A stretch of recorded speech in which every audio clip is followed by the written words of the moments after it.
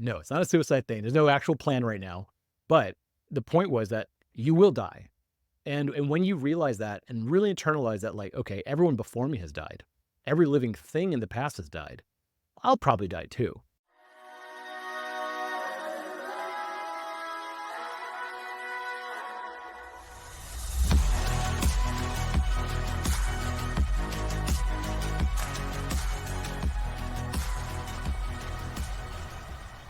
Welcome to another episode of the MindHack podcast.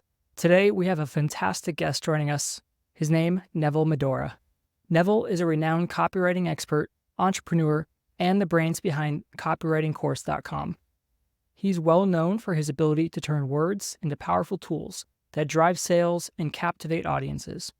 His unique approach to copywriting, blending humor with actionable insights, has made him a sought-after speaker and consultant.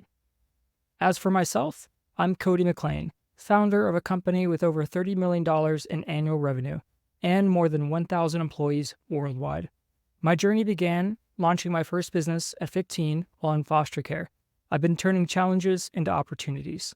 Today, I'm committed to help others optimize for happiness and living a purposeful life. In this episode, we'll dive deep into Neville's journey, exploring how he honed his craft and built a successful career around his passion for words. We'll discuss his innovative techniques, the importance of effective communication in business, and how anyone can improve their writing skills to achieve better results. So without further ado, let's get started and welcome the brilliant Neville Medhora. So Neville, you're getting married soon. Yes. And it's taken a lot of time. Yeah. But she lives in Houston right now and you live in Austin.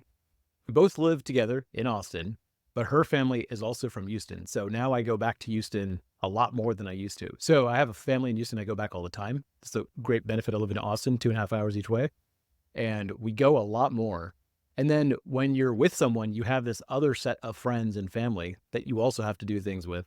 And so you're just more busy. It's more fun, but also it's like, wow, I'm a lot busier on weekends. Like there's so much more to do, and even during the daytime. And so managing my time has been a little bit more valuable to me lately, like thinking about how to manage time in certain ways. How do you manage your time? So wait, as like the context is you have this copywriting course you've had for 10 years. You have this incredible swipes email that I absolutely love. You're active on social media. Mm-hmm. You have a community of people that you built. You make money through this online platform, minimal employees, but there's a lot that I admire from like a content marketing perspective. And now you're getting married. You have relationships here. You have relationships in Houston. Mm-hmm. So how does your breakdown of time currently look like? How do you manage it? I still goof off a tremendous amount. I mean, the internet is great for scheduling things. For example, I'm on Twitter all the time, and I try to tweet every single day. Here's the secret. I tweet in batches. I write a bunch of tweets. I have someone upload it to a scheduler like Hype Theory or one of those things. And so it looks like I'm tweeting every day. Also, it looks like I put out a short video every day. Well, I have an agency that I pay that does that and posts it on Instagram, Facebook, YouTube, TikTok, like all these platforms I barely even logged on, like LinkedIn. And so people are like, wow, you're putting out a prolific amount of content. It's like, I recorded one video 2 months ago that is being clipped up and sent out. So it appears that I am putting out a lot of content like that. But in reality, I don't think it's like as much work as people think if you kind of like outsource it to the right places. Right, like the Dan Martell interview that you did. Yeah. You kept, I kept on seeing news stories over a period of like a month and a half or so, just from that single interview. Yeah. So we had a 1 hour not even 1 hour, it's like probably like 55 minutes, and then have an agency that goes and clips that up. And I've also kind of learned how to structure an interview to where you get a lot more of those types of clips. Before I just have like a long free form conversation with no thing, but now I take notes and I'm like, I want to ask about this. I want to ask about this. And I almost think about it like this video, like what we're doing now, I think of it like I'm just trying to get short clips out of it. And that helps formulate the long form interview format a little bit better. And so the kind of shorts that you do, you hire an agency. Mm-hmm. That's a set amount of money per month. Mm-hmm. They make how many clips per interview, or does it vary? There's no set number on that because that very much varies. Sometimes there's just like not a lot of stuff in certain interviews, but they try to put out a clip a day or at least 25 clips a month. The big guys are like someone like Alex Hormozy or something like that. I think they're doing like 1,000 to 1,500 clips a month. I'm just doing one per day or a little bit less than that.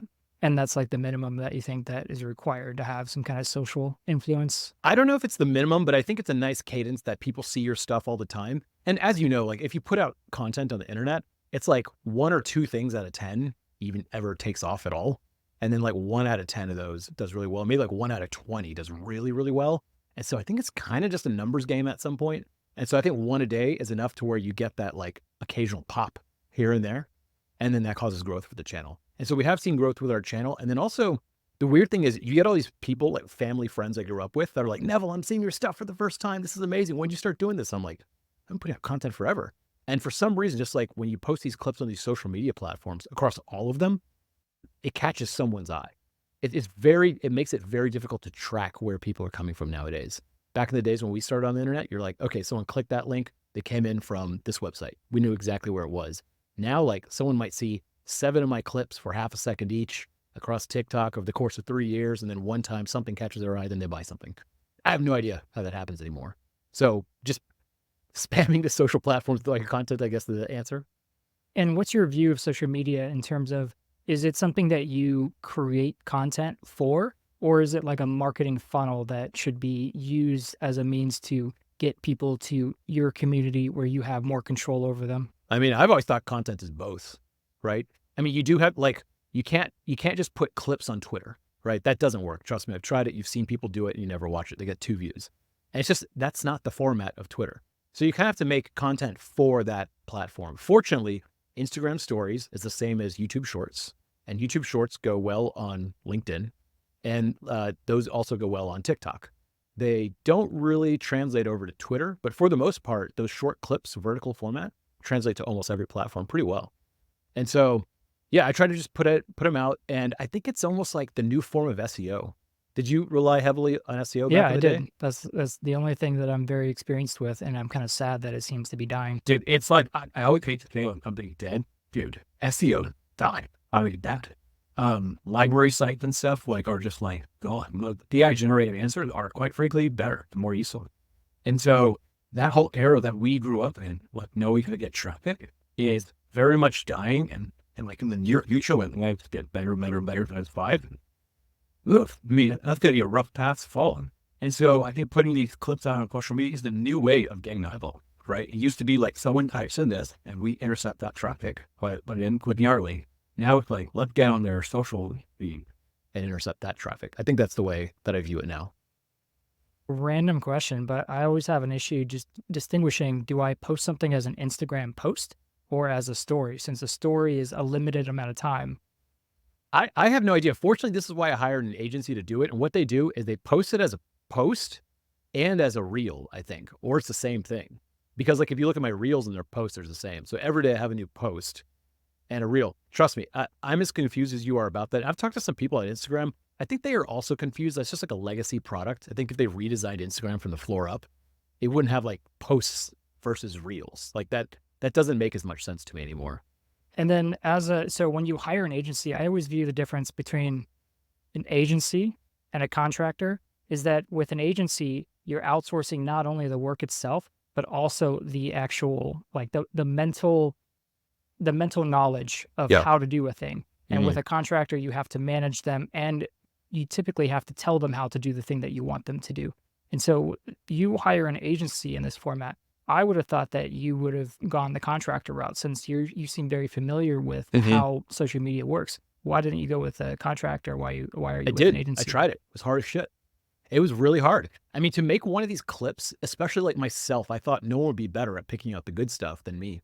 Turns out I'm not that good. And also when it's you on the screen, you have all the other thoughts. You're just like, I don't think this is interesting. I think other people know it. And then someone else behind your shoulder is like, yeah, it's good stuff. Put it up. Let's go. And so finding an agency that could pick out the interesting stuff is the hardest part. The actual editing and stuff is not all that hard. Anyone could kind of do that. And so you have to do that. Then you have to realize, so you have to caption it, make sure it's edited right. And then a lot of times, like let's say I mentioned Warren Buffett, someone will have to have the foresight to like pull a picture of Warren Buffett up and put it on the screen somehow, make it an attractive way. Then you have to make a title, then you have to make a description, then you have to tag it. And then you have to go and upload it to Facebook, Instagram, TikTok, log in. Sometimes like my login will kick someone out of TikTok. I never log into TikTok. So I'm like, my account's not even logged in. I have to go reset my password, tell them. There's like a whole team of people on Slack that do all this. They don't really interact with me every day, but there's probably like 3 or 4 people that handle all my stuff. And so, yes, I could go the contractor route, but I have to build a whole team and train those people in something that like I'm not really good at, like uploading Instagram videos. That's not like my forte. So hiring an agency in this situation, I was more comfortable with, even though I love and I prefer using contractors for almost everything.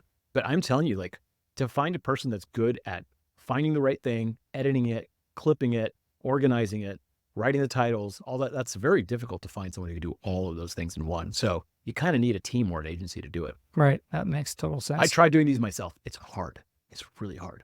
It almost takes as much editing as like a real YouTube video. Like the short video takes as much editing as a long video sometimes. Right.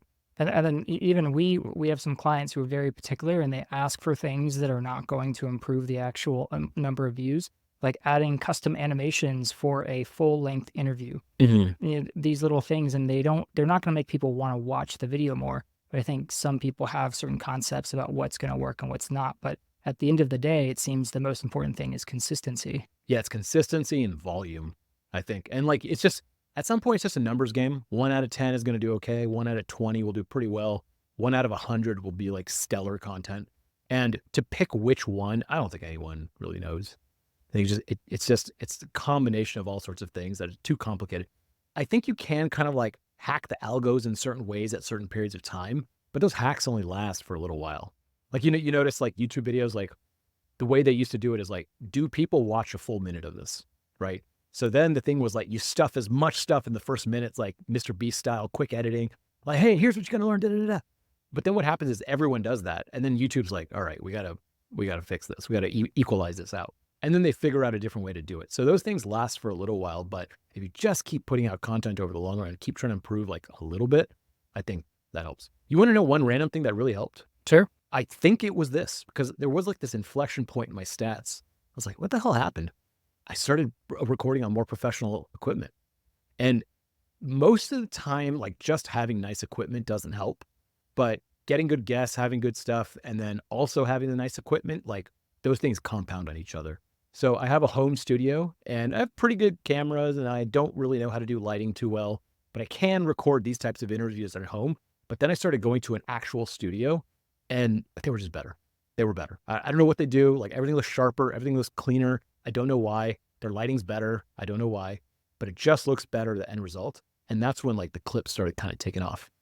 Didn't you say in your annual email that you sent out that saying that the videos that you recorded that seem more like on an iPhone or kind of candid did better than the professional interviews that you did? Well, with the interviews, not really. I think like the ones where I'm just like teaching a quick lesson, something like that can do well. And I think there was an era when that was doing really well.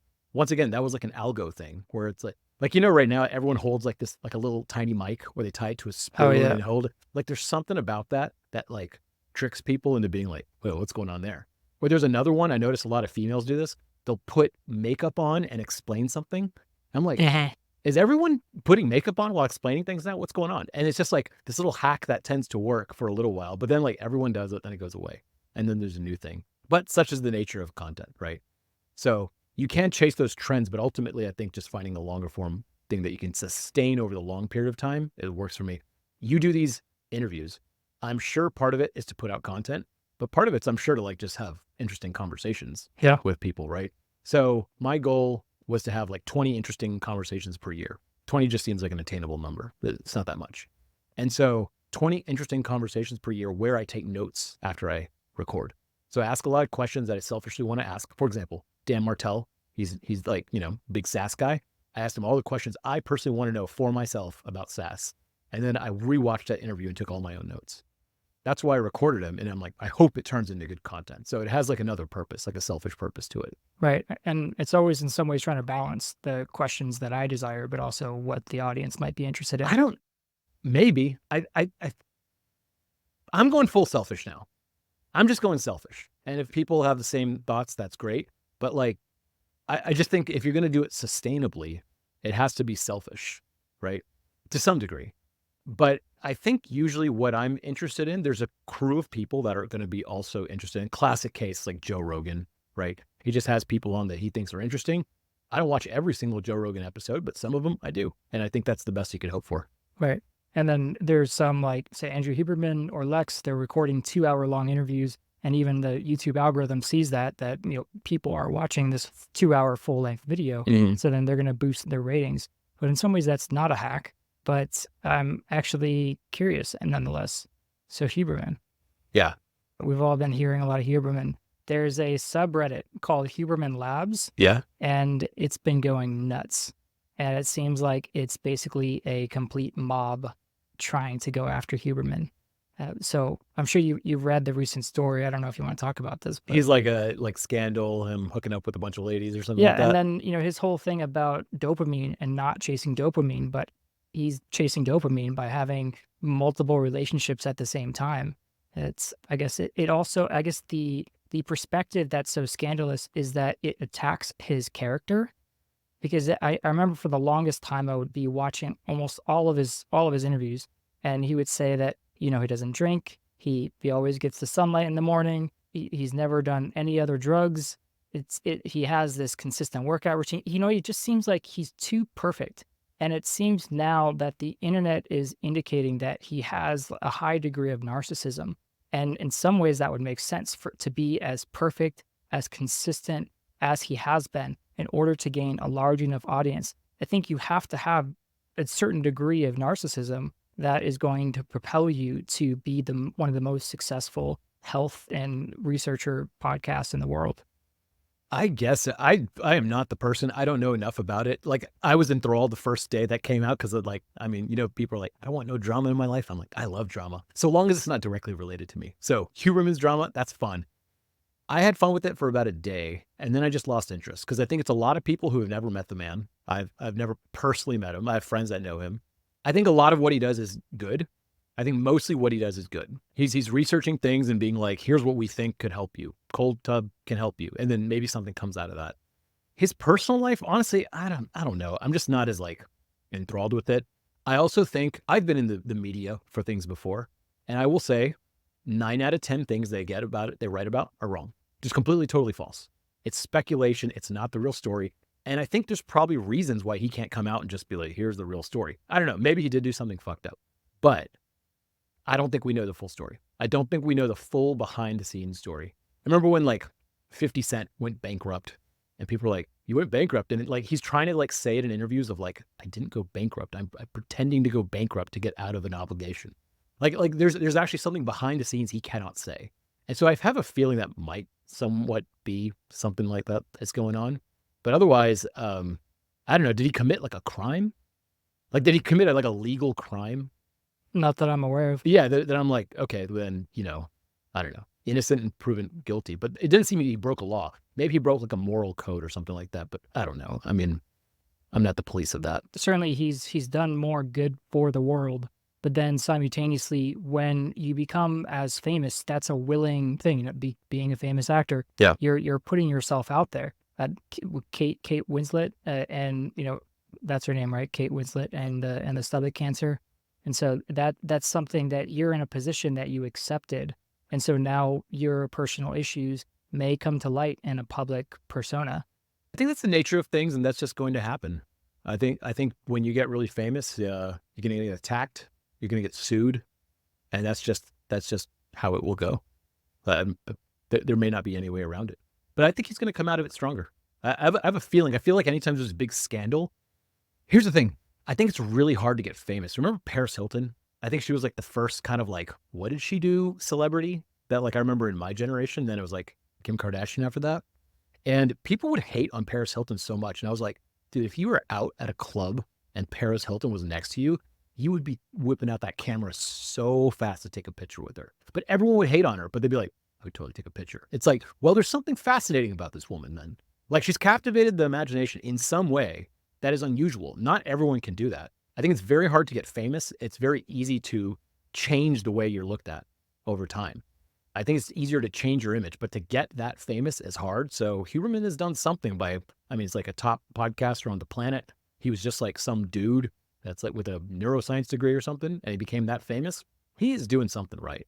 So I have a feeling he'll be fine. I mean, Joe Rogan gets attacked all the time. Lex Friedman gets attacked all the time. All the big people get attacked all the time. And I don't know, they have some sort of, people like them for some reason or are fascinated by them at least. And that's the hard part to attain. Would you do that if Trump was next to you? Take a picture with him? If Trump was next to me, I would do it. Yeah, that would be a good story. Like when people would ask, I keep saying Joe Rogan over here just because podcast, but they're like, would you have Trump on your show? He'd be like, I mean, he's the guy that, or at least at one point, leads the world or has a huge influence. I would prefer to talk to him. Oh my God, when Lex Friedman did that Kanye thing, remember all the Kanye stuff was coming out? I was like, he's just a misunderstood artist, da-da-da. People are taking his words. And then I saw him on Lex Friedman talk for 2 hours, and I was like, oh, he's fucking insane. He's a mentally sick person. I don't know what's going on with him, but like, you're just like, he doesn't make any sense. He's crazy. And that's when the first time that someone let him talk, that I was like, oh yeah, he is actually crazy. But every time someone just calls him crazy with no backup, I'm like, that's not a valid claim.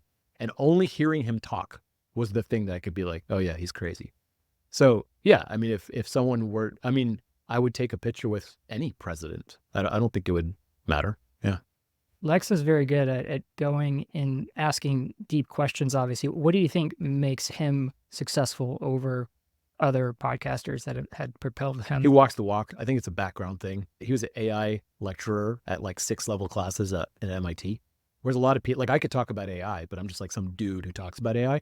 He's a guy who could program it, who talked about it, and was at the top university in the world for it. So I think he really walks the walk in that sense. So when you hear him talk about AI, you're like, okay, he actually knows something. He's not just some dude reading tweets. I think that is what backs it up for him. Speaking of AI, you run a copywriting course. And I remember seeing AI for the first time and questioning, is Neville still going to have a business in 10 years? And I'm sure you've had similar fears or concerns, maybe not. But what are your thoughts on... You have to think like that, of course. Yeah, someone's always coming to eat your lunch at some point. Yeah, I think about that Wayne Gretzky quote all the time of like, skate to where the puck is going, not to where it is. And you're just like, in 5 years, can AI just do what I do as good as I do or better than I do? I think for a lot of it, yeah. Yeah, the answer is yes. I thought our community was going to become like this like AI writing community. Like that was like a pivot I was just like planning to make. Turns out people don't write with AI as much as you think they do for certain things. What I realized was like a lot of mid-level writing will be completely wiped out. There's like spectrum. There's like low end, medium end, high end stuff. I think the high end stuff will still be humans for the foreseeable 5 to 10 years. After 10 years, all bets are off. I don't know. I can't see that far ahead. But in the medium, what I've noticed is like, let's say you're a doctor's office and you need to send a request for a prescription to a blah, blah, blah pharmacy. And your person doesn't know how to really write well. Well, that person could just go to ChatGPT, say, write me an email for a pharmacy prescription for this many milligrams or whatever. And it writes a great email. That kind of thing people used to come to us for, they don't anymore because ChatGPT can do it. And so a lot of what we do is more like content strategy. And this has been from the beginning, this is what we do. But we did have people that would come in and be like, I need to write an email to someone, like a cold email. How could I do that? So we still get people doing that, but less. And more people come for like high-end strategy of like, okay, I have a business. How do we go through and get people from here to here to here to here? How do we get from the sales page to this order page? Can we see if we can make this all better? And so it's like, it's more CRO, where it's like content optimization more than anything, rather than just like how to technically write. And so I think things change, industries change from the time you were born to now. Almost any industry is not really the same. You can even say like waiters, they use computers all the time now. Everything's computerized. And so I think of it as like, let's say I was a newspaper writer in the year 2000 and this internet thing was starting to catch fire. And you asked me the same question. You're like, hey, Neville, you're a newspaper writer. Do you think your business will still be around? And the people that are like, of course it will. There'll always be a space for it. That's a dangerous place to think. But the people that are like, you know what? It might take our lunch. So I think we should get involved with it and see. And I remember when GPT-2 came out, it was still pretty useless. I don't know if you used it, but it was not good. It could make headlines. And so there was a company called Copy AI, and it was called like headlines.ai or something at the time. And they were using it to make very basic Google AdWords. And I was like, it's pretty impressive for like 50 characters. Beyond that, it just becomes garbage. Then GPT-3 came out, and that's when everyone was like, wait, what? like this can actually write things. And then 3.5 and 4. And when 4 came out, you're just like, this is very obviously where things are going. Like you have to be blind to not see this. And so I invested in Copy AI. I was like, I need to become an advisor and I need to invest in this company because I don't know how to physically make AI myself and I want to be part of it. And so I was early to try to like be a part of this wave because it's like, if something's going to eat my lunch, I would rather have a part of it. Yeah. So I use AI quite a bit, mainly for brainstorming and things like that. And also actually more for images. I made a lot of content with images. That's what made me stand out in the past. And I was very proud that I knew how to use Photoshop. It was just very hard to use. And people didn't know how to use it. And I had this edge as a writer because I could use Photoshop. And that AI comes along, you could do like all sorts of crazy stuff with ChatGPT or actually Midjourney is pretty awesome. And so using that and learning how to use that has been my big focus right now. More so than just like writing stuff, like long form things. Let me ask you a question. How much long form content do you read? If I'm looking at like an article, maybe it's really like two articles a week max. That's a very long form article. And now I added a Chrome extension that's the AI summarizer sometimes when I'm just really not interested in reading the whole thing. So you want the main things, not the long thing. Right. And then how many videos do you watch per week? Too many to count. So, okay. So what I'm saying is like, you're a smart person. You're kind of my target audience. You're reading essentially almost no articles. Well, I read pretty much almost every other newsletter from Dan Chipper. I'll read that. Those are really, that's the only consistent output of articles that I read on a consistent basis. So like, I don't read any long form blog posts anymore. Very little. Occasionally there's something that runs by me, but not many. And so when people are like, ChatGPT can write long form blogs, I'm like, but who's reading long form blogs? Like, what do you mean? Like, no one reads those. The SEO stuff has like been shattered.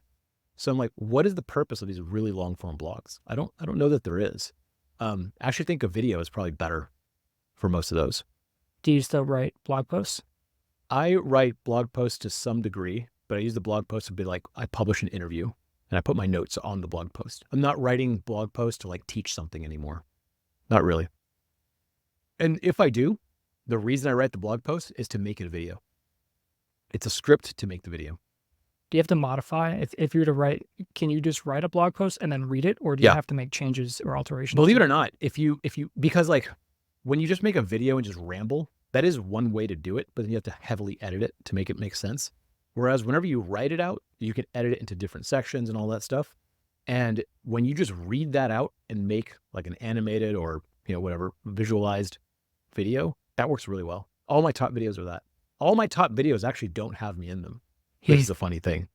Are they just like B-roll, that footage that you're No, not B-roll. It's like custom images that we've made. To piggyback on what we were previously talking about in terms of the content and the people that you had on your platform, where with AI now, a lot of the people on the lower end that were using it for emails or other things have kind of dropped off.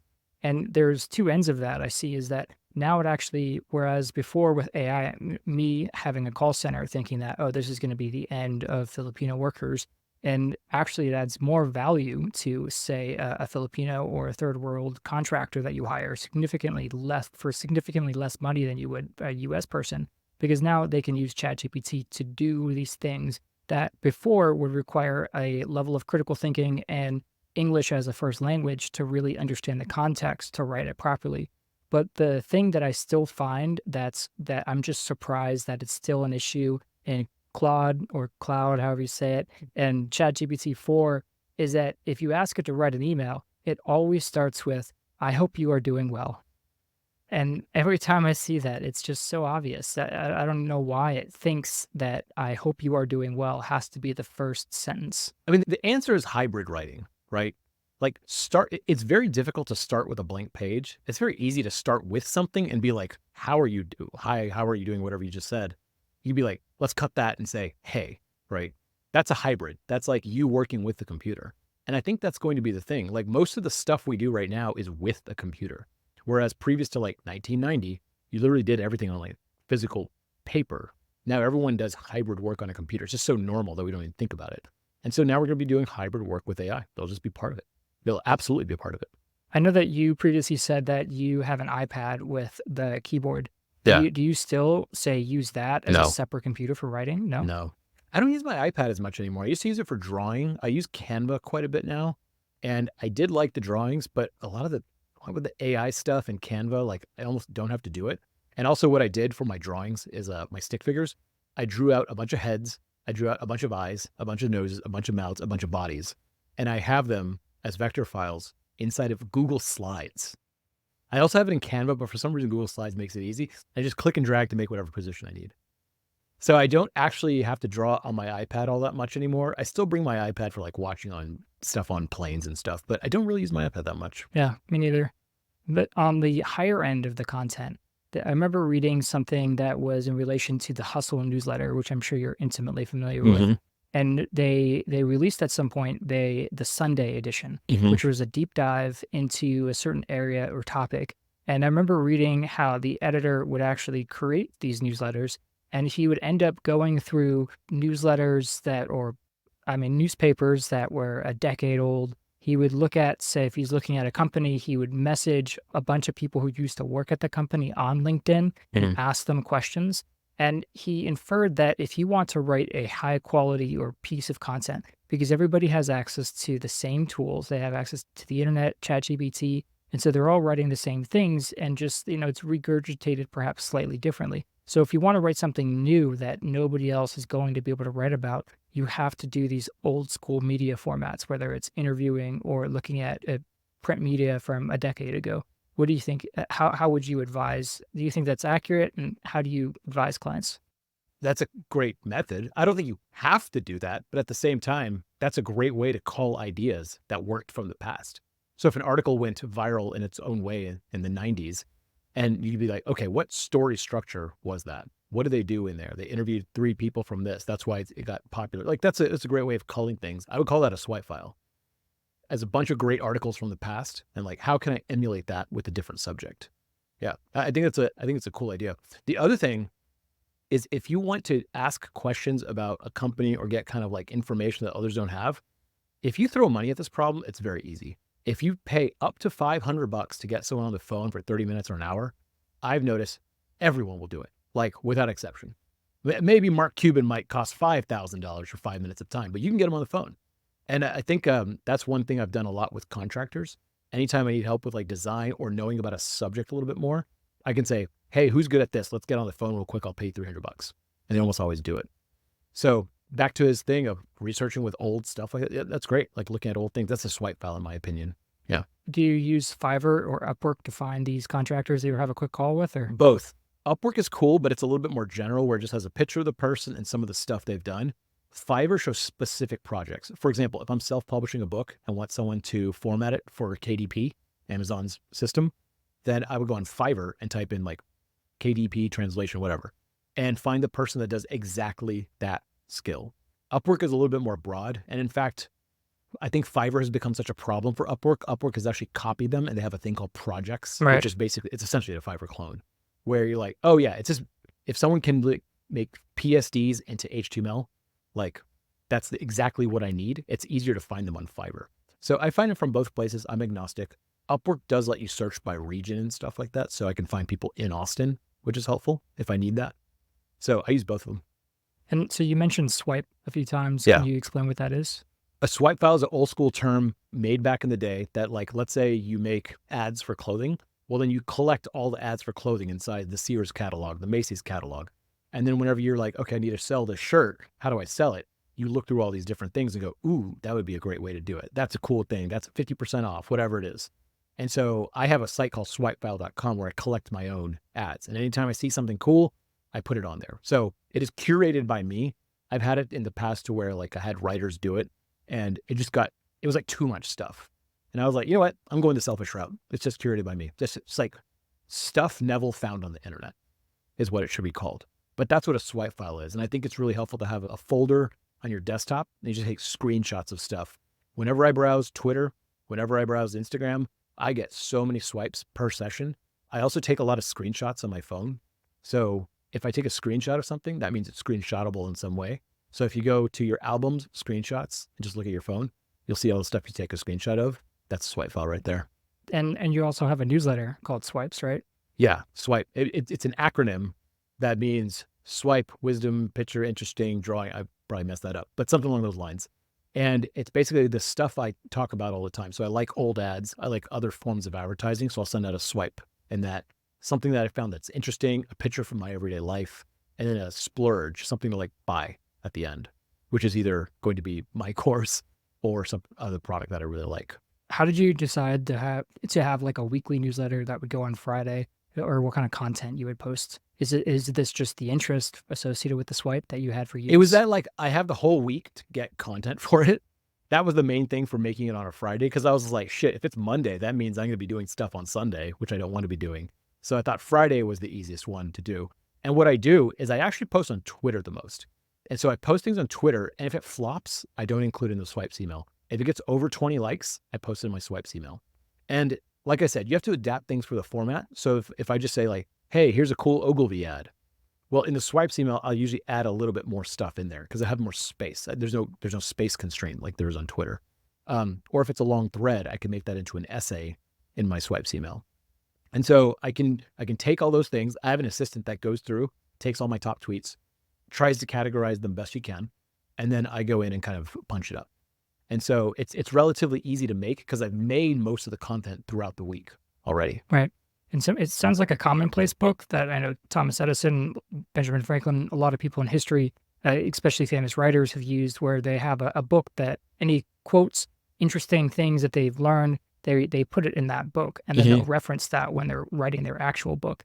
And so you have this swipe file. In some ways, it's like a commonplace book, but we also have, say, apps like Notion, Obsidian, Evernote, that we store information. But the problem I found is that, say I'm bookmarking a web page or a topic on something, I still default to Googling an answer for something instead of looking at the repertoire of knowledge that I've accumulated over the years. I'm curious, how do you maintain your knowledge set? What apps do you use? Do you use like the Para organization? Or do you still have the issue where you just default to Google before you consider searching your own archives? Constant struggle of my life. I've tried everything. Like I want to love Notion. I want to, but it's just not easy enough. Like Google Docs. Google Docs is the king of it. But then it's hard to like pull up a Google Doc on your phone and just quickly add something. Apple Notes is really good for that. So I will say that a lot of my organizations kind of are all over the place. Another sleeper app that I don't think people realize how goddamn good it is Google Keep. I don't think people even know what it is. Keep.google.com. It's free. It integrates with every Google app you use. And I don't know about you, but I use Google for everything, my Gmail and docs and presentations and all that stuff. There's a little sidebar, there's a little yellow icon, Google Keep. And what it is, if you go to swipefile.com and see the masonry grid, it's kind of like a ripoff of Pinterest. It makes that. And there's a Chrome extension, and you could also take a screenshot and immediately send it to Google Keep. And it is by far the best, like, what commonplace book, is that what you call it? Yeah. That you can make. And the other cool thing is, now you got this masonry grid of like a bunch of random images, links, random notes that you took. And you can just export the whole thing as a Google Doc, and it just gives you a giant Google Doc made out of it. I think it's one of the best ways to keep random notes and browse them because it's in a masonry grid format, or you can make it like a blog format, and it integrates with everything. And so I've been using Google Keep a lot more. And then Apple Notes is just so easy. It's just easy, and you can't fuck it up. Like, it's just simple. But the shareability, Apple's shareability is just bad. I don't know why. It's like the one thing they're really bad at. So I still use Google Docs for sharing notes with employees and stuff like that, because it's just the easiest. And then I've really tried Notion, but it's just not as easy to share. The tools aren't as powerful as Google. It does a lot more stuff than I need it to. Whereas I feel like Google Docs is just like almost perfect. Google Docs with a sidebar menu would be the perfect thing. Like if they just added that, a little sidebar menu like Notion, it'd be the perfect thing. In Notion, the thing that it doesn't have going for it is that it can basically do everything, and you can use it for every aspect of your life. But as humans, we're designed to, say, use a tool for one specific purpose. And it's why they say, like, you shouldn't work in bed. You should just use bed for sleep and sex, and that's it. Yeah. Because when you associate it for more things, it becomes confusing. So you sit in bed and you don't know, should I fall asleep right now? What should I do? And the same thing we tend to have psychologically for various apps is what kind of mode should I be in right now if you use it for everything, for knowledge and task work, etc.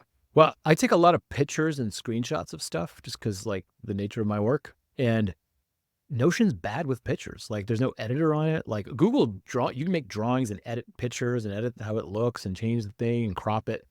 Notion's is bad at that.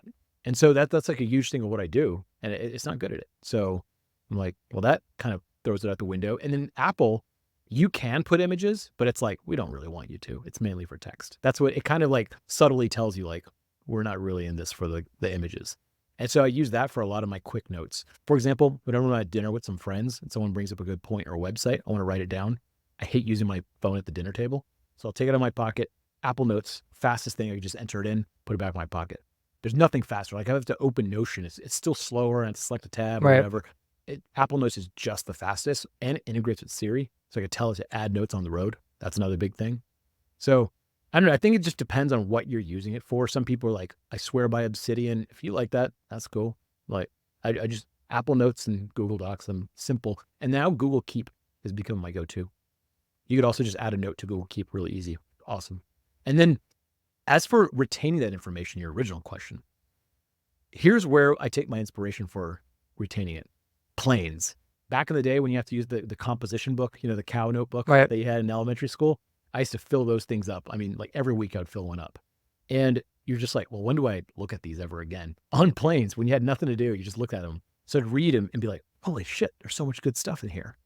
And that's when, that's why sometimes I'll just be like lacking for ideas and I'll scroll through my Google Keep, just scroll and be like, that's it. And move on. So speaking of ideas, is that, say, ideas for, say, Twitter or blog posts? Because I see a lot of people always have some great tweets. It could be issues going on in their life, or it could be things that clearly they've taken a lot of time to think about. And I've had this issue where I wonder, well, should this be a Twitter thread? Should this be a blog post? Should this be a YouTube video? And then I'm not really quite sure. But also it's, where do you get your ideas from? Are you, say, looking at Reddit and you see something and then you pull that in? Or are you thinking about some existential issue in your life and something that you faced, and then you share it and you know that it's better as a Twitter thread or a tweet rather than, say, a YouTube video? All of the above, and I think they all start as tweets. Because Twitter's just the easiest way to get that thought out there. And then a lot of times after you publish something, you're like, oh shit, I should have said it this way.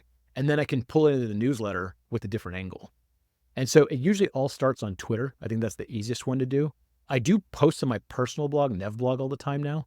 And I don't allow comments on it. It's a pure dictatorship. It's for me. So it's like public, but not public, kind of. Like people will see it, but no one can say anything about it. And so I started posting on there too for things that I think are too dumb to be tweets, or just like, they're just not good tweets. But most of the time it goes on Twitter. And then I do have an idea file called my Twitter idea file. It's just a big Google Doc that's like 70 pages long of just a bunch of crap. And I don't really delete anything from there. I just keep it in there. And occasionally I browse it. And that's how I keep ideas for social media. And then the clips and stuff, that's taken care of by the long form videos. If I record 1 or 2 long form videos a month with like interviews like this, I have a bunch of clips. So that's taken care of. And then getting guests and thinking of ideas to ask them, that's also hard. That takes work. That, like, if you look at Lex Friedman and you see his desk, he has like tons of notes. That's a lot of work to make a lot of notes like that. I've tried getting ChatGPT to do it, and it's not there yet.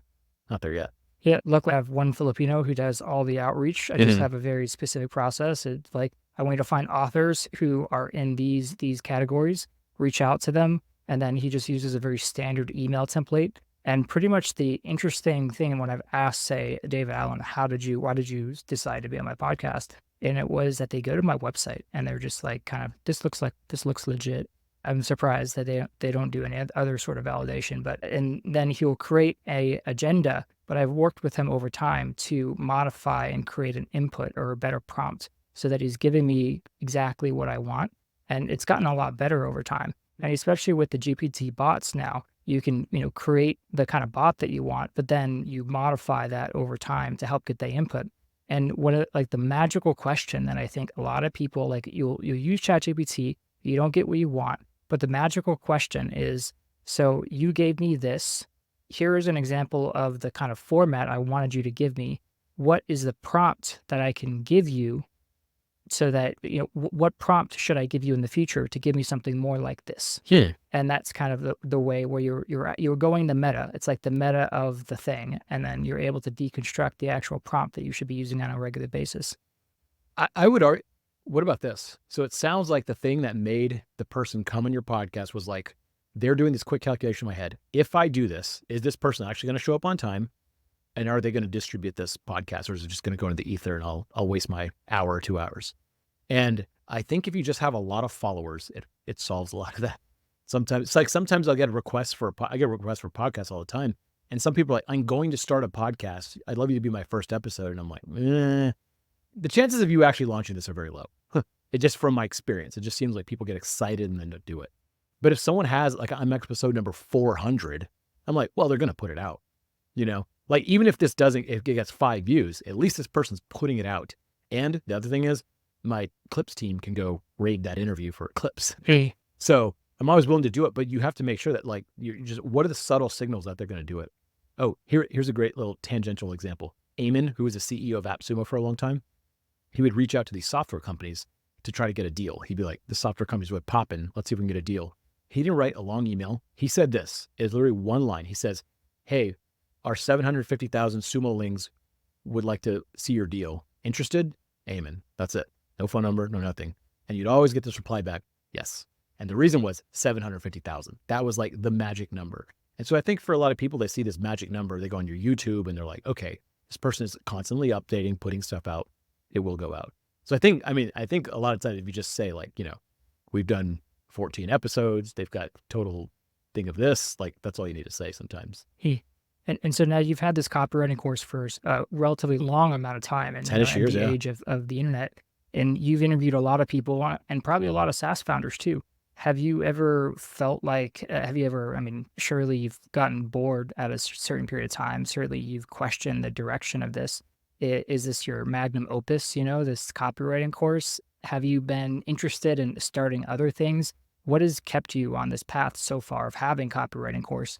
Have you gotten bored, and have you thought about doing other things? It's kind of evolved quite a bit, actually. It's the same name, kind of. It just started out with K's, actually. It started with copywriting course with K's. However, the content has changed quite significantly over time. Like the base foundations of copywriting course, like, here's some ideas of how to write to people, right? Like, they don't care about you, they care about themselves, ultimately. Like, those kinds of foundational things are going to probably be around for a long time. The actual, like, things of how to write, the tools have updated. We teach people how to sell digital products inside. That's like a big part of it. Emails is a big part of it. There's new tools all the time coming out. That kind of stuff has changed. It turned in from like a static course that you just download a bunch of videos to then it was like you logged in to see the videos. And then it turned into several courses that we used to sell separately. Then too many people were like, wait, do I buy the autoresponder course or the email course? Because I want to learn how to send emails, but sort of am interested in autoresponders. Do I buy both? Is there a package for both? It became too many different courses to sell, so we turned it into one bundle. Then that was too expensive for people. So then we made it a subscription. Then we added a community element. Then we're like, not only will you get the training, but we'll actually like help you write your emails. So if one of your employees uploads an email to us, we could be like, get rid of that, change this. And my method is just rewriting it usually. I think that's helpful for people. So it has changed quite a bit. Have I always thought about doing something else? Yeah, every year I try to do another thing. I was trying to validate an agency idea at the beginning of this year, which did not work very well. It worked okay, it didn't work well. And I'm actually doing a spin on it next month. So I'm always trying to start new things. And I've been involved in things on the side, but this has always been like the cash cow. Yeah. And the thing is, it just keeps working, right? It's not relatively little work, but it's work that I like to do already. And so I'd probably be doing mostly what I do, all the content for free online. And then if people want to keep buying this and they get value out of it, I'm like, why kill it if I don't need to? Yeah. And that's the problem. A lot of people get stuck doing a thing that they don't like, or in my case, end up having this huge company, which I liked aspects of it, but it comes with a lot of stress when you have a big company with a lot of people and a lot of moving parts. And in some ways, if you're able to create something that's creating content, having an online business that's mixed with something you like to do, and also minimal people component, then I think that's like the sweet spot that a lot of people want to be in. I think so. And this has been a constant thing. Like, I've been around a lot of VCs with friends, and when a VC invests, they need a huge exit to see any action, right? Like the fund gets money, the investors get money, then this lowly LP gets money, right? And I don't know if you've ever seen the charts of like how much they need to exit for them to see any meaningful contribution. And it's a lot. And I'll see VCs tell friends, they're like, you got to grow faster, you got to grow bigger. And the operator's just like, I don't think this is going to work if I grow that fast. Like everything's going to go off the rails. And the people I've seen built really good companies that like I'm envious of, not envious, but I'm just like, that would be a cool company to own. Those people like grew steadily, like 15% a year, 30% a year, maybe 100% one year, but then like 50% the next year. But you do that over like time, and that compounding thing makes you a very, very large company that grew stably and securely. Like you see all sorts of venture-backed companies try to grow too quick, and they're firing 80 people. They've raised at a 500 million valuation. Now they're worth 50 million. Like you see that happen all the time. But with these slow growth companies, I feel like that's the more sustainable way to do it. So I don't know. I could say like, let's burn the earth and see how fast I could grow this the biggest, but I don't know if I could do that. I don't know. But I would like to start working harder. I will say that. I would like to start working harder during the typical 9 to 5 hours. I've always been like I'll work in the mornings or late at night or random times, just like 3 a.m. I wake up for some reason. I'm like, start working. Let's write something. I would like to start getting all my work done from like 9 to 5. There's kind of a groove, and sometimes you have your more creativity at night versus the morning. Why not just let it be and just kind of go with the flow? And I think with the lack of tools back in the day, your human creativity was valued a lot more. And now there are tools that can just kind of jump you over that hurdle. For example, 10 years ago, I couldn't just write a customized email about anything. It didn't work. It was impossible. No one could do it on the planet. As of a year and 4 months ago, we're all able to do that. Now that is a step change in like creativity, right? To say that that's not going to impact it at all is weird. So yes, sometimes I'll wake up at 9 a.m. and be like, the copy's not kicked in yet. It's hard to write something, hard to start from scratch. Now I'm just like, ChatGPT, what would you do in this case? Or go on Twitter and look up a similar keyword, or go on YouTube and search a word. And like, you'll find inspiration really fast. Like you can make inspiration strike. Before it was like caveman having to wait for lightning to strike a tree to get fire. And now someone just invented flint and you can do it any time. hey, I feel like you can spark that creativity at any time. And like, I don't feel the need to be like, I'm not inspired enough to write something. I can find inspiration quicker now. I don't know if that's just a muscle or tools, but I have a strong hunch that it's the tools. do you feel at all less motivated or connected to your content with the fact that you're, say, using an AI to generate an idea? Whereas I know, at least with me, I would get into a flow of writing an idea, but it's because it came from within. It was like my idea. And I felt like this fire, this need to want to share it because I felt excited about it. And when you're using an AI to create or give you content, it feels less exciting. Most of the ideas are my own. Yeah, most of them. I don't usually sit there with ChatGPT being like, what could I write about? I used to do that a little bit more to play around with it. And then it generates some ideas, and I occasionally do that, but most of the ideas are my own. Yeah. How much is AI involved in like, for example, you can tell AI to write a curriculum for a writing course, and it makes a very general, bland curriculum. And I'm like, how would I actually teach this to someone if they were next to me? And it's probably a slightly different way than that. So I wouldn't say that most of them are AI generated ideas. And even if it was, I don't know that I would care. I think people are going to start seeing a difference between like AI content and human stuff to some degree. I personally don't care now. For example, whenever I type in like how to stop a Sony a6400 from overheating, Google's Gemini or whatever it is, its generative assistant, gives me the answer right there. And I use that. I don't give a shit who wrote it. I don't care. I really don't. So long as it's right, I don't care. That's all I want to know. I watched a video where the creator said no components of this video were made using AI. I just thought that was interesting.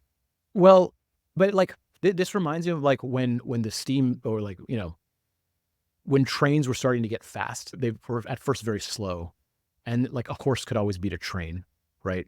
You're like, a horse can go anywhere. And you're just like, horses are the way of the future. This is clearly better. You're like, yeah, right now. But like in the future, they won't be. Like this is a losing race that you're fighting. Do you think that's going to impact creativity? to always outsource to AI for ideas? I think it's going to be symbiotic. It's going to be a hybrid. It's going to be a hybrid. I mean, we don't care when something's delivered. If someone is watching this or listening to us, they're 100% chance watching it on a computer or some sort of electronic device. 30 years ago, we might be like, are people going to be attached to their devices all the time? This is going to be bad. What about being in nature? Now we don't care. Like it's just part of life. I don't think that there's going to be a difference at some point. Maybe people will prefer AI. It'll be better in a lot of ways. Do you prefer doing all your math by hand, or do you prefer an Excel spreadsheet?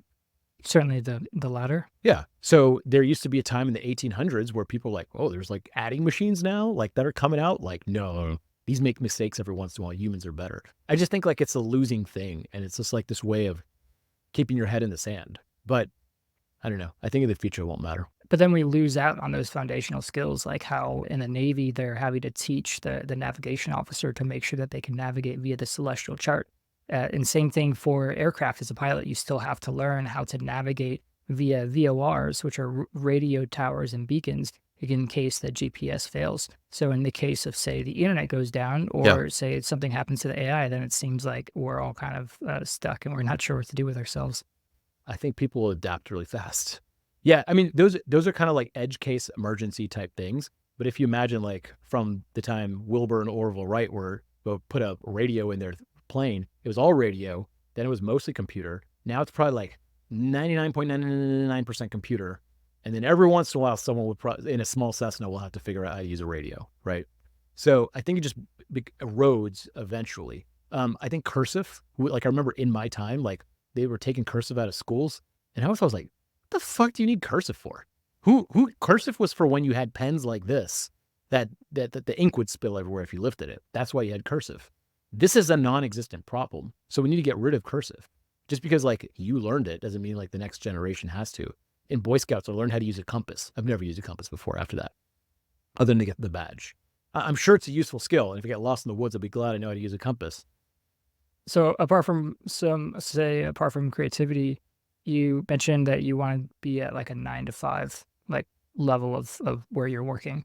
And so I think you have a level of freedom that a lot of people don't have. Mm-hmm. And I would think that you want to say the opposite. Say your future wife is over and she wants to go out for lunch, and you're always going to be able to most likely have a better experience going out for a nice restaurant at, say, 4:30 or on a weekday, when you normally might be working. So why do you feel like you have to have this kind of more confined work set or work hours? I would say like I would like to work harder from 9 to 5, is because that's when most people work, right? And that's when now I can usually move things around, right? So a lot of my meetings that I have with employees or something like that are not always super necessary. Sometimes it could be a Slack call. Sometimes I could say like, hey, can you move this to this time?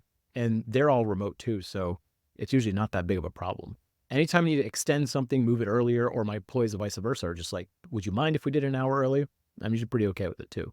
So I would like to focus my work efforts during that time. And the reason is, if I plan to have kids, I would like to spend time with my kids and like be a good dad and all that stuff. And I think like working all night and pulling all-nighters is not as conducive to that. And so I would like to like really optimize my time around that. I have a lot of friends that have kids. Most of my friends have kids by this point.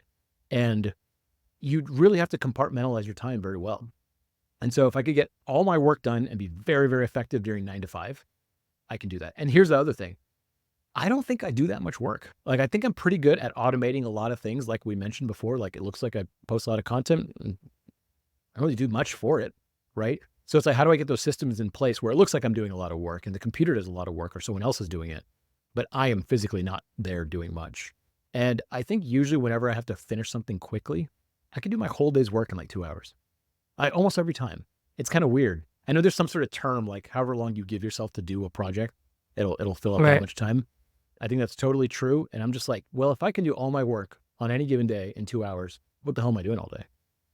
And before I was fine with that because I had the whole day to stretch it out. But now that like, I'll have a spouse soon and then potentially kids after some point, and then like all the family obligations involved in that, like something's got to give. And so I want to compress all the time that I was doing in 24 hours and put it into this period of time. So is that going to be exact? Like, will I just be like, I'm off the clock at 5 every day? Not necessarily, but I would like to. I would like to get somewhere around that area. Yeah. Do you ever have issues like procrastinating where you typically able to just like sit down and start? Ask Noah Kagan, one of my best friends in the world, what I do all day. He's like, I think Neville just watched The Simpsons all day or something, which is true. I watch Simpsons, Seinfeld, and browse YouTube all day. Now, I do browse Reddit and stuff quite a bit, but I do also feel it's part of my job. That's where I find a lot of cool stuff. Reddit, Twitter, Instagram, those types of things. But yeah, I procrastinate a lot, and I have to trick myself into working. I have a thing called caveday.org, which is like co-working with strangers. And it's just like 100 people will be on a call silently, just doing work. So sometimes I'll put that on. I go to my local library. I walk like 3 blocks to my local library, or I go to the Austin Central Library. I used to have a WeWork for this, but I don't have a WeWork anymore. And I go and just do like a 2-hour sprint of work. And I put a piece of paper over my to-do list, and I look at the first thing and I go, okay, I got to do that. I scratch that out. Then I go to the next thing, and eventually I finish everything. And so I have to trick myself with that. I use a Chrome extension called Focus 45. You push it for 45 minutes, it blocks all the websites I don't want to access. This includes Twitter, Instagram, etc. And then on my phone, I get sucked in like the search function on Instagram. You just scroll in mindlessly forever. I have a time limit of an hour a day of social media, and I can bypass it if I need to look at something. But if I don't put that hour thing on, I just go down that rabbit hole. So every day I have to put it on. I'm constantly saying like, one more minute. But it's enough of a restraint to where I'm like, okay, I should probably stop now. Yeah, I'm not looking up anything important. Have you used social media apps in the intent of researching for something like, okay, I'm going to open up Instagram to search for this thing, and then you instantly get distracted, and then 5 minutes later you're scrolling, and then you just ask, wait, why did I open up Instagram? Dude, every day of my life. Yeah, it's everyone. Yeah. Do you think that's a component that's something that everybody does? And I know it's these apps are designed to be addicting, but is there something there to the human attention span? I think it is. It's becoming shorter and shorter. No, because I consume a lot of 4-hour-long podcasts as well. I mean, I think like, so people like human attention has become shorter. I'm like, no, it hasn't. Our brains are the same. If you took TikTok and showed it to a 10-year-old from the year 1800, they would watch TikTok too. Like, it's not like they wouldn't watch it. It's just super interesting. Like I've made content over time, and I made 30-minute copywriting videos, which back in the day, people were like, oh my God, this is amazing information. I'm like, I could probably summarize this all in a 1-minute video. Why wouldn't you watch the shorter thing? Why would you spend more time to absorb the same information? I think we just have better tools to get better information quicker. But you're getting more dopamine highs very quickly. So it makes the longer form content harder to listen for an average person. I think, say you and I, we can end up being able to look at the high dopamine short experiencing activities, but we're also still able to have the willpower or the discipline to listen to longer form things. Because it's like if you read a book, say everything related to addiction, we can be addicted to anything. Yeah. And say reading a book is hard to be addicted to because the reward is much longer out. But say the first time I started to read a book, 30 minutes a day, 6 months later, I look back and I'm like, wow, I'm so much smarter. And so I finally make that connection. But it seems that how quickly you get that dopamine spike is associated with how quickly you get addicted to it. And thus it becomes harder to become addicted to other things. But I think we have the habit of reading or listening to long form things. So it's easier for us to keep that going rather than just getting sucked into short form content, especially for a Gen A who's only ever done or looked at short form content. Yeah. I don't know if that's a blanket statement. I think there are people, I mean, like you see it on like the New York City subway, some assholes like watching TikTok at full blast. And you're just like, you can't just sit there for 2 seconds. But there's also a lot of other people sitting in the train quietly just staring at stuff and thinking like, it's fine. Yeah. I mean, I have a lot of family friends that are younger, and there are some that are totally addicted to their phones. And I would say that in large part, it's because their parents allow them to do it. And there's some that are like, you are not going to touch a phone, and they don't. So I don't know. Maybe that's like nature, nurture. I don't know. But like if you give someone this very, fun way of exploring stuff. Also, like people always slam social media for being like addictive and stuff like that. It's like, well, if we're using it, there must be some net positive to it. I learn a ton of stuff through social media. Like I said, it's the new SEO. It's a new way to get eyeballs on things. And the way, like back in the day, there used to be like stumble upon, you push a button that shows you a random article. That was our version of short form back then, except computers were slow and shitty. And so it was like a lot slower whenever you loaded it up. Now it's just so fast. But back then, if I could scroll faster, I would. It's just that the technology is like better and faster and delivers stuff more to the point. So I love scrolling social media every once in a while for some fun, mindless entertainment, and I get something out of it. Now, it's my fault if I overindulge. It's my fault if I eat too many fries and get fat, right? It is my fault. And so I view it like that. Whereas I think a lot of people offload that responsibility to the social media company, and you're like, yeah, it's their job to make an awesome product. And they did. And just because you're lazy and can't get over it, like, don't blame them.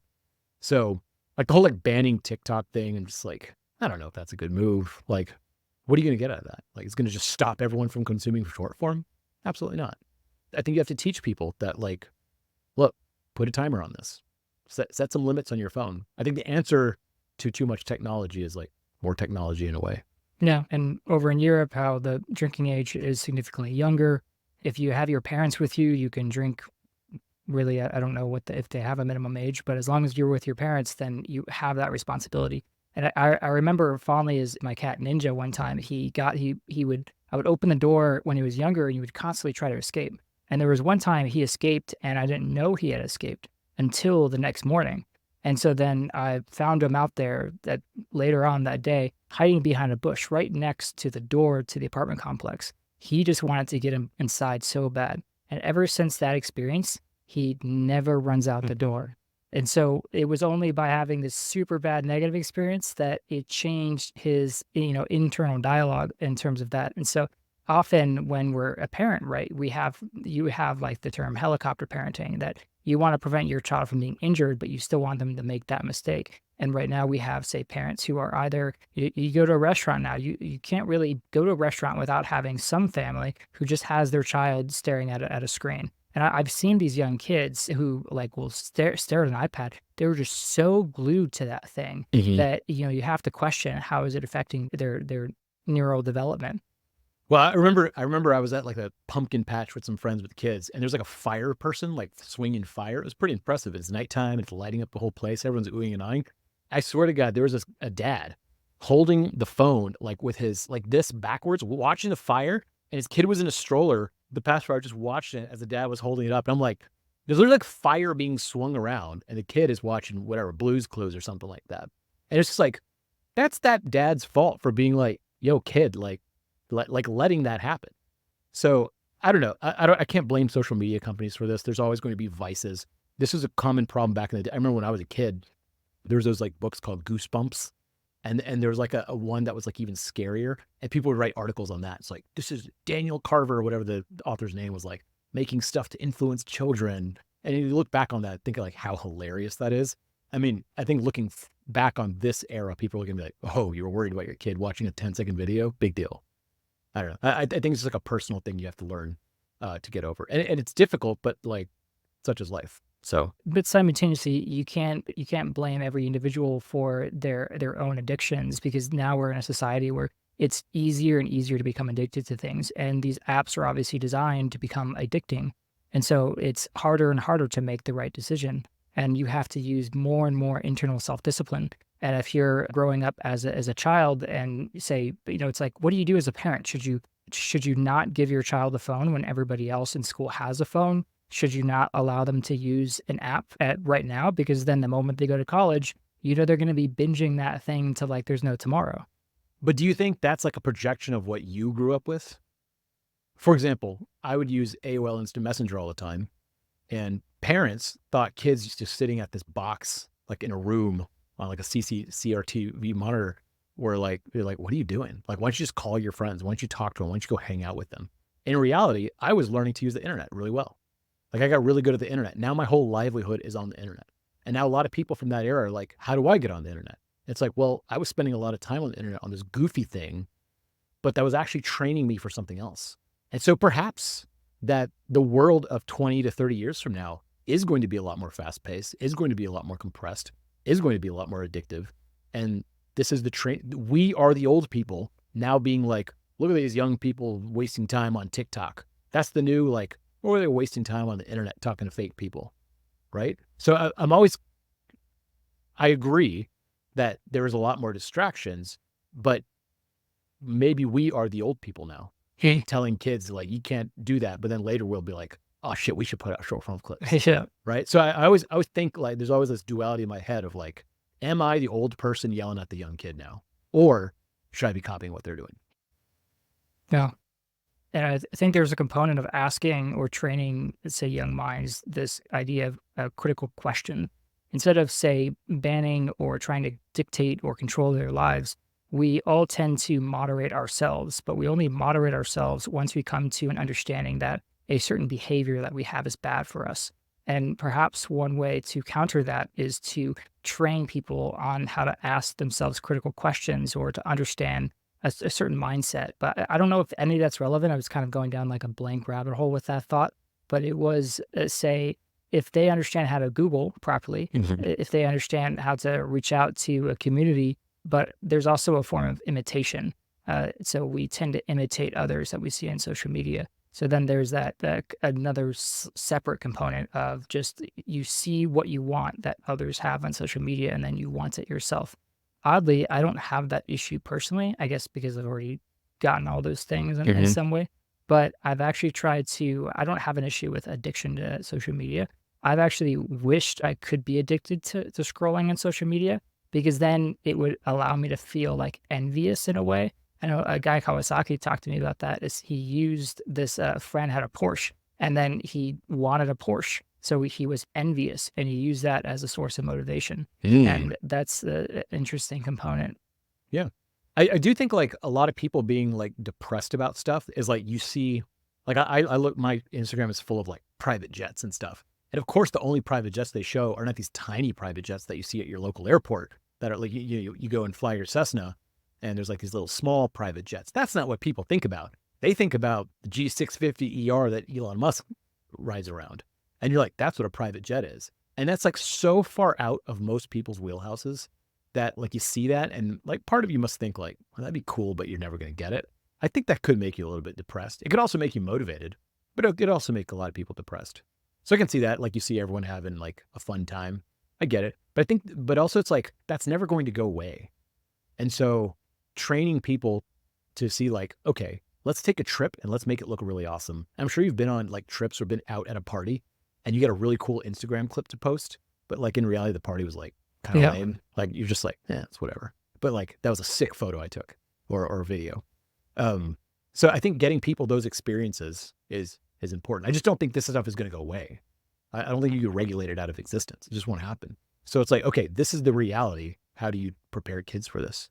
How do you find a sense of contentment in a world and social media in which you constantly see what other people have, or, you know, the very close friends with that you have that are very successful and they seemingly have a lot, but in some ways they also moderate themselves. How do you find contentment with what you have? And do you still, to what degree do you want like more that wanting causes distress or unhappiness? I think taking a really hard look at yourself and saying, like, I have some very successful friends that are way ahead of me. And I also saw what they went through to get there. And I'm like, did I take that risk? No. Did I do that? No. Am I as smart as them? And like, sometimes you could tell people have a little bit more mental horsepower than you. Like, no. And you're like, well, then I don't deserve that. And I think not posting the blame on anyone but yourself. And being like, okay, well, if I'm not that smart, what can I do to make that kind of money? Did I research all these things? Have I really, really, really tried? Am I spending all my time going towards those things? And I think that's the way. I also think being content and just having maybe like 20%, not envy, but 20% like wanting more is not a bad thing. Like always having like, it's pretty cool, but we can do a little more. I don't think that's a bad thing. I think it's human nature. I think it's totally normal. I think it also depends on what stage you are. If you're like a young 15-year-old man, yeah, I think it's your job to like get better, get rich, get jacked, whatever, like get better in some way. If you're 80 years old and just enjoying whatever savings you have and writing out the clock, playing with your grandchildren, maybe you don't need that. I think it just depends what phase of life you're in. But if you're a young person, I think you should want more. I think so. You could be content, be like, this is nice, but I would like more. I don't think that's a bad thing to have. There was a short of Mr. Beast who was on one of the very few podcasts he interviews every year, where he talks how he got a bunch of cars and then he just didn't care. he got a big house. It just realized, he got a bunch of designer clothing, and then somebody else robbed his place and stole it all. And he was like, great. I mean, I don't really care. And so when you achieve a certain level of success, and I've achieved that certain level of success, is, having a big house, having a nice car, all these things that fueled my motivation when I was younger, is you reach the top of the mountain, and then I'm like left wondering, well, what else do I want? And now I find myself at this point where I feel myself languishing because I've gotten everything I ever wanted to get. And now I don't know what else there is to motivate myself to get to that next platform. And so in some ways, I'm envious of the people who are still trying to build a company, a startup, because they still have some inner fuel that's causing them to push forward. Even though it's not fun, you may stress out, you may burn out, but there is like an ambition there. And so it's hard when you get to the top of the mountain and you realize, of course, that phrase, it's about the journey, not the destination. Totally. Yeah. I mean, I think I wrote a book called You're Gonna Die based off, and we've talked about this before. In high school, I came to the conclusion I want to die on November 17th, 2067, my 85th birthday. And if I'm not dead, I'm doing it. And so a lot of people are like, is this a suicide thing? I'm like, no, it's not a suicide thing. There's no actual plan right now. But the point was that you will die. And when you realize that and really internalize that, like, okay, everyone before me has died. Every living thing in the past has died. I'll probably die too. Maybe technology will keep me up till 200 or something like that, but eventually I'll die. Once you start realizing that, I think it's easier to realize this is the thing. This is the thing, and to enjoy it. The other thing is going to India every few years as a kid. And I remember seeing kids that looked like me, even some of my cousins that had my same last name. And just by the location of where I was born in the United States, I was like, shit is so much better here. That might flip in our lifetime. But at the time, you go to this third world country where you just see the wildest things you would ever see. You'd see a 3-year-old walking through traffic, taking a dump in the street. And you're just like, no one's doing nothing about that. Everyone's carrying on. This is the third time I've seen that this hour, right? I just saw that kind of stuff. And I've always just been very grateful that this is my life versus that. Because you see the very bottom and I'm like, I would rather be here than that. Whatever problems I have here, I will take those rather than that problems. So I think for you, when you see someone you're like, I wish I had that struggle to where I still needed things. Well, guess what, buddy? There's a way you could do that. You can give away all your wealth. No one does it. It's because you'd rather have this than that. Right. Yeah.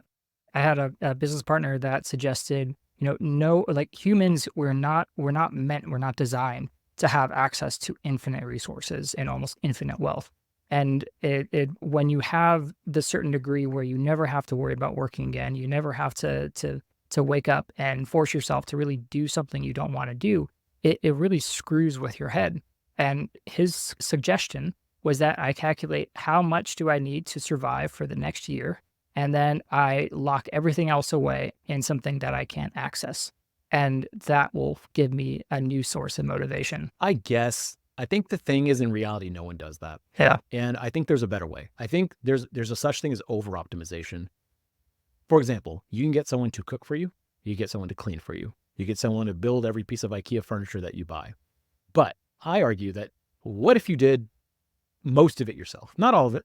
Then you get a maid to come by every week or something like that. But for the most part, you clean up after yourself. You cook a couple of your meals. You do some of your meal prep. You build a couple of pieces of furniture. Okay, painting a wall, maybe you need to get some specialist, but building this studio, you did a lot of that, right? I did some of the painting. Okay. So wasn't that fun? Yeah.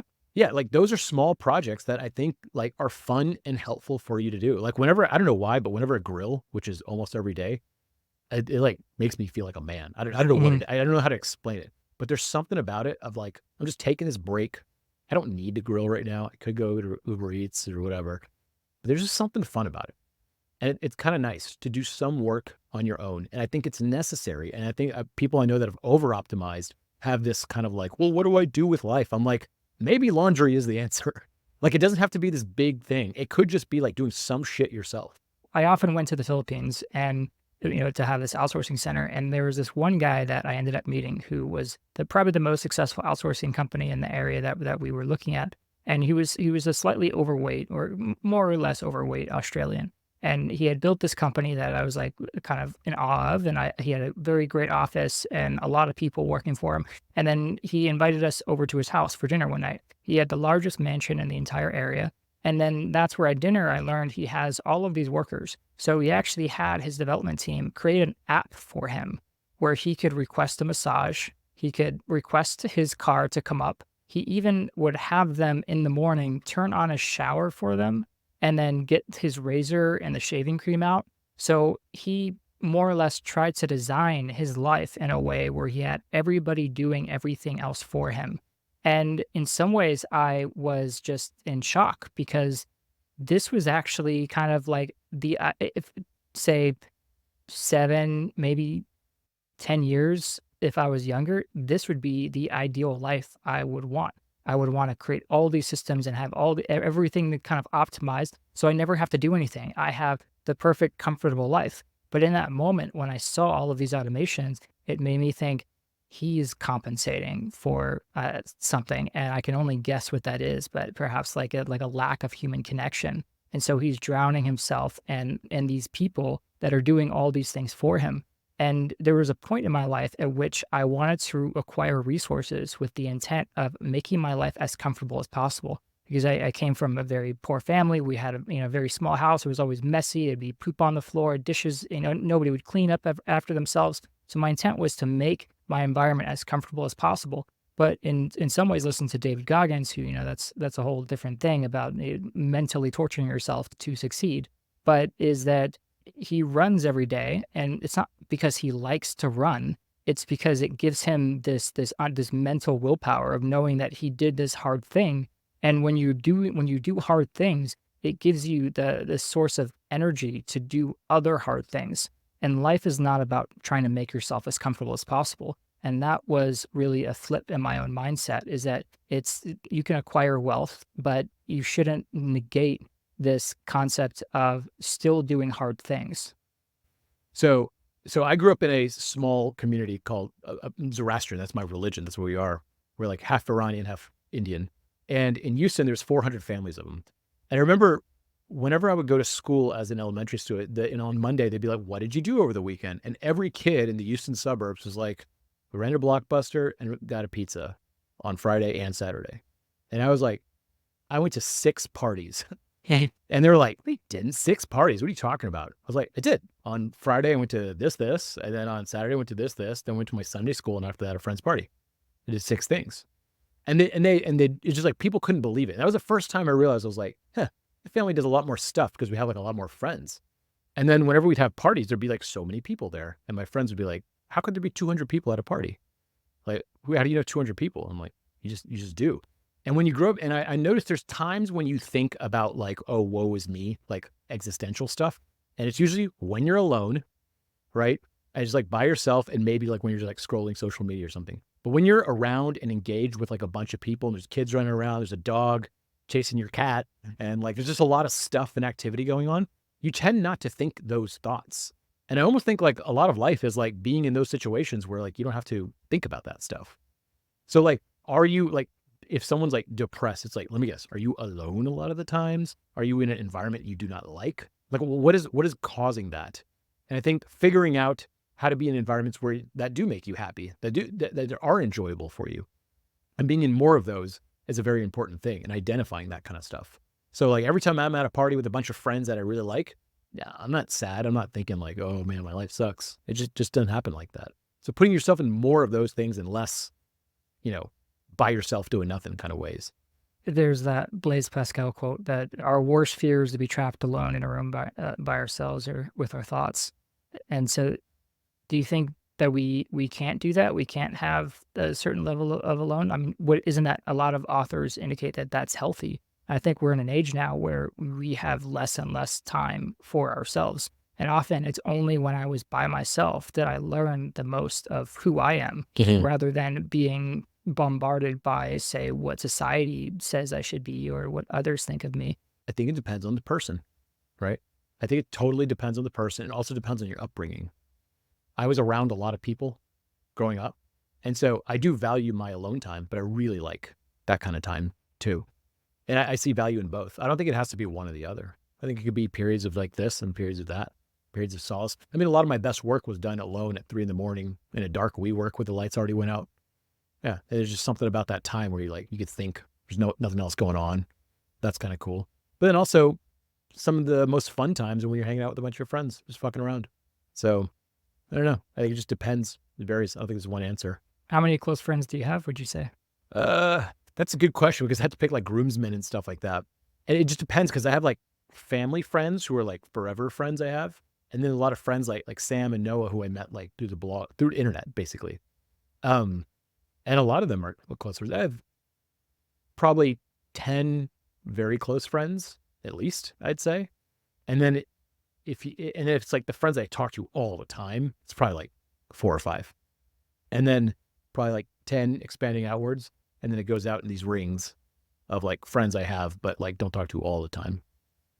But I think I've been blessed with a lot of good friends. Yeah. Have you ever had people who try to be your friend?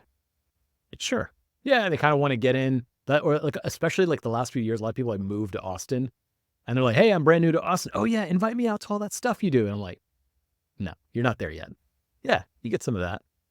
No one like so aggressively or anything like that, but people will mention it occasionally. Why? What do you ask?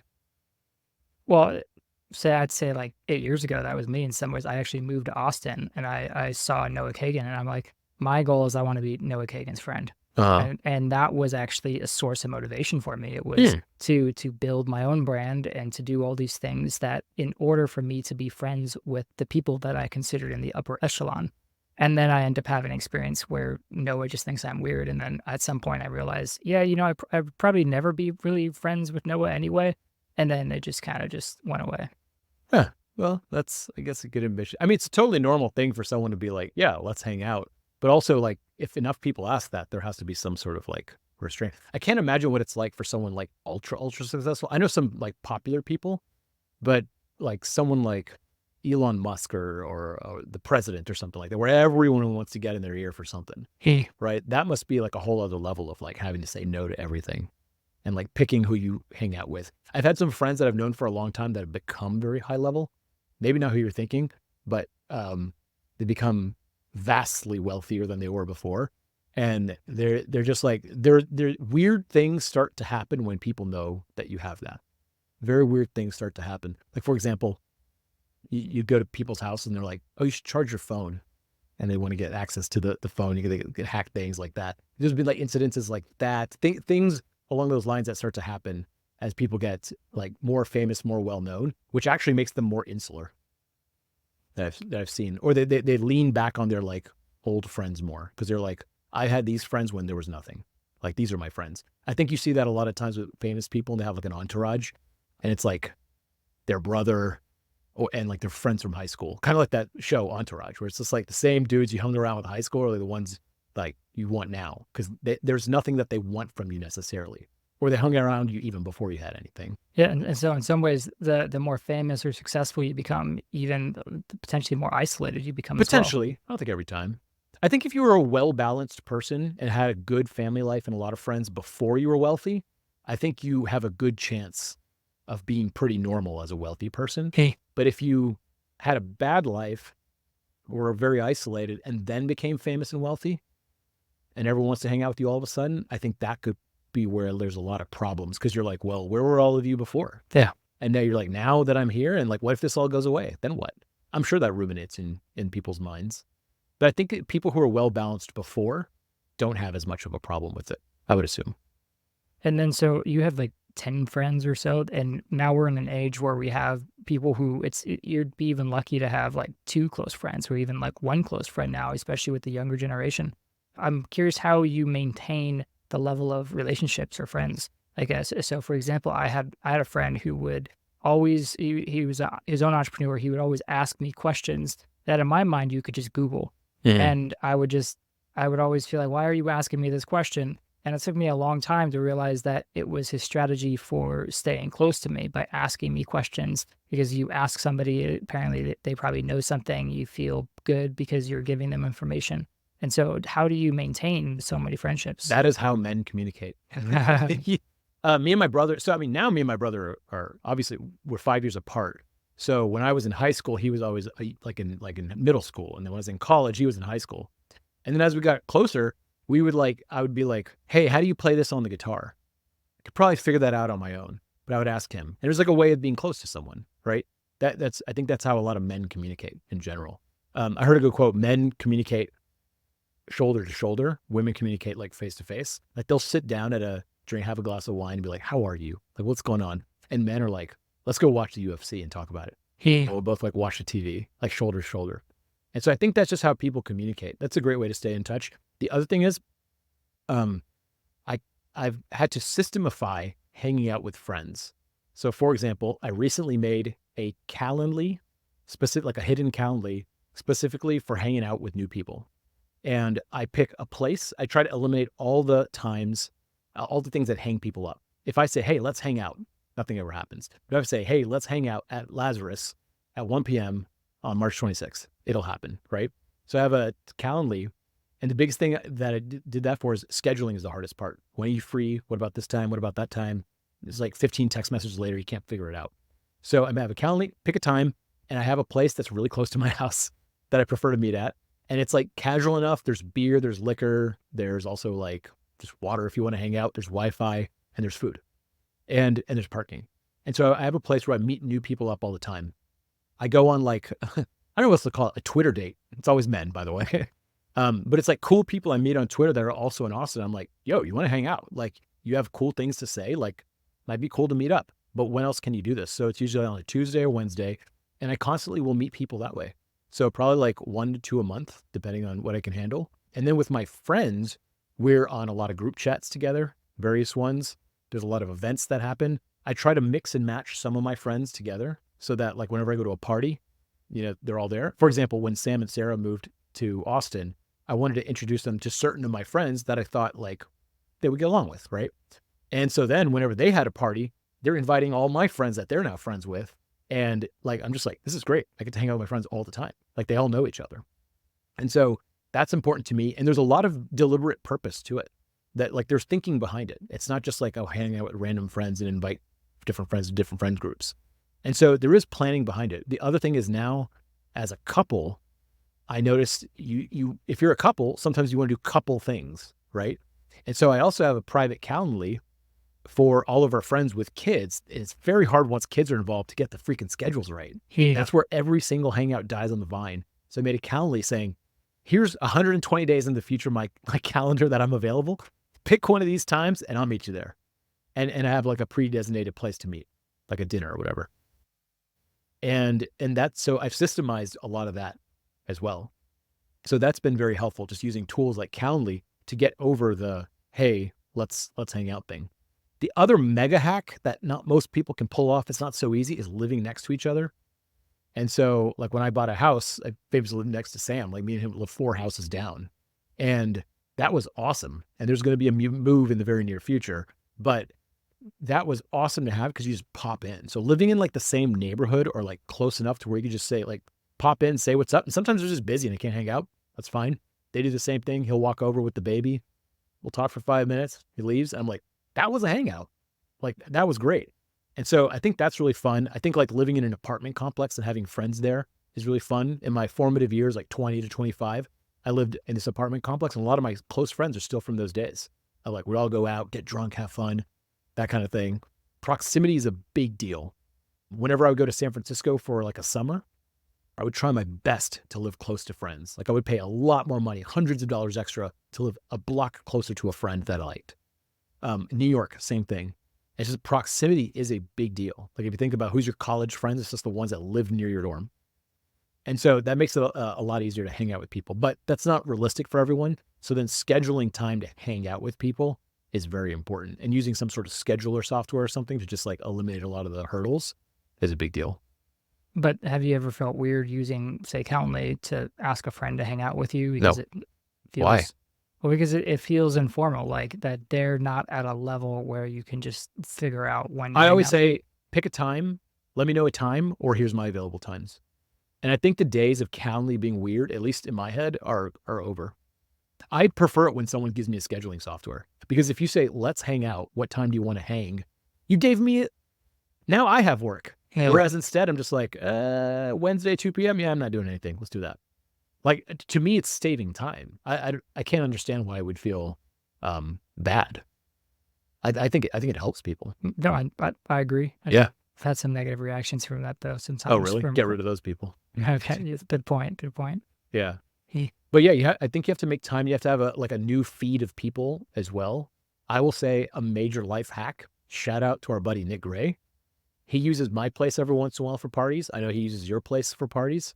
And I mean, how many friends have you met through Nick Gray? Having like this like mega influencer, I don't know what you call him. Our friend Nick Gray, shout out to our cocktail party book. He basically throws these quick parties, not a lot of drinking involved, name tags, and then some introductions so you can know everyone. And I'm staring out at your little courtyard over there. I remember there being like 50 people in that thing and doing like a round like introduction. And it's cool because you come into a place, you don't know many people, and it's a little weird to talk to people. I'm okay at doing it, but I think people like you, like, I don't think you are. I don't think you historically have not been good at just like going up and talking to people. Maybe you're better now. But like you do quick introductions and you'd be like, oh, that person works in a similar industry. I want to ask them a question about this. Or there was like a lady who built this home, like this pod thing. And I was like, oh, I want to ask about that because I have a backyard. I was thinking about doing one. And that fosters all these new communications. You don't become best friends with everyone, but over time you start meeting these people again and again and again. And like out of 100, one might become a really good friend. So I think having a source of new people is very good. And honestly, my source of new people has been almost solely the internet. I meet most of my friends through Twitter for the most part. Twitter and their blogs. So Noah is one of my best friends. Sam is one of my best friends. We both met through blogs back in the day before social media was big. And now most of the friends I meet, like I follow on Twitter, and then we meet up in person and I'm like, oh, this person's pretty cool. And like a couple hangouts into it, maybe you become better friends. So yeah. I can't really say I've met a lot of people that I would consider friends at the parties, but it's also partially because I don't follow up on the communication. I think following up, especially when you're at kind of like the new component of what might be a friendship, is one of the hardest things because you don't have the relationship with them yet. Is perhaps the reason that you became more friends with people on social media because you read their content, you've been following them for a while, you feel more of a connection to them? Probably. Yeah. And it seems like most people, I think there was some study that the most people, the friends that they have for the majority of their lives, it's from college or high school because it's forcing you to be with a group of people every single day for a long period of time. And outside of that, it's just work. And so when you don't have a workplace that you have to go to, it does seem like it's either online or at parties that you have to get these new friends. Yeah, like the networking party type thing is where it's like, think of it as the top of funnel where you're just meeting a bunch of people, right? Bunch of shallow conversations about something. And you're like, hey, this person's cool. This person's weird. There's certain people I'm sure you're like, I'm just going to stay away from that person and don't really want to interact with them again. There's some people you're like, wow, that was a pretty great conversation. That was good. I'd love to hang out with them. And then you think about it like, okay, who can I invite later? So then you get that person's number and say, 2 weeks from now, let's do something. And I'm a big fan of putting it in Google Calendar. If it goes in Google Calendar, it happens. And if it doesn't, it just dies on the vine. So put a hangout on Google Calendar for just like quick coffee, quick lunch, something like that. And I think that's how you formulate, like say like, okay, we've taken this to the next level. It's like friend dating, right? It's totally like a funnel. And then later, if you have a party at your place or something like that, you can invite them. That's an extra sign of like, oh, this person's reaching out. And so I think that's how it happens. And not everyone becomes a good friend, but you do have to follow up. I think throwing parties is a great way to make friends. Like Nick says, having an event where people come and you're the host, there's something magical about it, especially if it's at your place. And then also casual hangs. Like, I'm trying to think of a vibe. Oh, I know. Trivia night. Like you go to a trivia night, there's 4 of you, 6 of you, you do some trivia, you drink a beer, you eat a salad at the place. That's real hanging out, not just like we're getting together to discuss business or something like that. I think that's real hanging out. So, and also like with our family friends, it's a totally different vibe. Whenever we have all our internet friends around, a lot of people are talking about like, oh, what's the valuation of this company? Da, da, da. And then family friends, I feel like it's like a whole different conversation. It's a different thing. It's kind of funny. Like I always say, I have 2 different lives. I have one life here in Houston, one life in Austin, and it's like 2 separate circles, and they're both equally awesome. And so it's nice to have that. The other thing is, and may I be frank over here, you are weird. You're a weird person. I don't mean that in a bad way. I get along with a lot of weird people, but like you have like some degree of autism or something, right? I think Yeah, you would yeah. say, yeah, like that's going to be a hindrance to that kind of thing. And I think for you, having this like methodology of like being like, this is how a friendship works could probably be helpful to someone as analytical as you. I remember the first time you were a lot better. I remember the first time we met, I think you were very awkward. You were very awkward. And I think you've got better through like studying psychology. So I think studying these ways of becoming better friends with people is helpful. I think some people are natural at it. I think in college it's natural because everyone's just around each other. And you pass by someone's dorm room, their door's open, you're like, hey, let's watch football or let's hang out, watch Friends or whatever. And that happens. But when you're like isolated and don't have anyone around you, you have to make that happen. It takes effort. Right. Who are your friends? How many friends do you have? I can't really say that I have any like true friends. I have a partner, and that's it. Texting Nick Gray here and there, but I haven't really been able to follow up with anybody who actually came to the party. And that makes even hosting parties, like I feel conflicted because on one hand, I have this big house, which in part I wanted to have a big house so I could host parties. But, hosting a party comes with a lot of anxiety of setting it up and all these things. And I've never really followed up consistently with people who have attended the parties. So then that further amplifies why am I hosting parties if I don't have like this motivation to follow up with people that even I was able to find interesting with. I know Nick suggested that if I meet a few people, I have like a follow up and I just have, invite 5 or so people to a dinner and then, it's kind of like a funnel. And I agree. Yeah, I guess it's just being able to prioritize. It's kind of like something where I think mentally I don't prioritize relationships as much because I grew up prioritizing work. And so relationships ultimately, it's like, what's the point of being successful and whatnot if you have nobody to share that with? And so it's trying to reprioritize what relationships mean to me because that is where you can derive a sense of happiness. And yet it's a work in progress to try and do that. I would say you're probably better at one-on-one than in a group of 5 people. One of my close friends, he shorts out in groups of like 4 or more. He can't like he's the smartest, highest horsepower IQ person I've ever met in my entire life, but he can't like hold a conversation with 2 people at the same time. My dumbass can do it for some reason. I'm fine with it. And so I think there's just like different personality traits. For me, so Nick Gray can hold his court in a group of 100 people. So for him to say 5 people, I would say shorten that number down to 1. Why don't you do more one-on-one hangouts with people? So whenever you meet someone at a party, think towards the end, like, who would I most like to hang out with one more time and have just a quick coffee with one time? I would say schedule it on the spot. But yeah, do you ever want to get together? And let's put something in the calendar right now. And you just do it right there. Yeah, that's a good idea. Yeah. Thank you for that. Have an intermediary to help us bond without the pure analytical conversation. Yeah. I mean, whenever I do these like meetups on Twitter, almost all the conversation is about like, what are you doing? It's kind of like transactional at first more than anything. I think also whenever people, like for example, I had a wedding and people who are married will have stuff to say about their wedding. Everyone has something to say about it or some tips or advice. That's another way to kind of bond with someone on a different dimension than just business, right? And then I think when you're a couple, that's another way. Like, because you're a couple and they're a couple and like how that dynamic plays out, that's another thing to bond about. So there's other things like that are out there. But yeah, I think you do have to work at having friends. Like it just doesn't come free. Yeah. Unless you're in college and everyone just lives around you and all the work is kind of done because you're having these collisions all the time. But you have to create it. Yeah. Cool, man. Well, that was fun. Yeah, thank you. Good job.